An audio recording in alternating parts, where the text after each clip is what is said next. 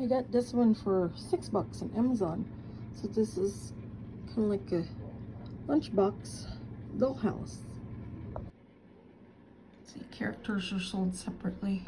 Open it up. It's like a lunchbox, but it's a dollhouse. Can you see it? Right there. There's a house. Yeah. This is pretty flowers. Let me go and open it. It's like a lunchbox. See? Oh yeah. Ooh. Ew. So it has the. And it has a room. Yeah, it's like a room, and There's it has her furniture. There's a pizza. So it came with a bed and some accessories. It doesn't have a character, but we got other characters we can put on it from the Honeybee Acres. So we can use our little family to live in there. It's our cat family.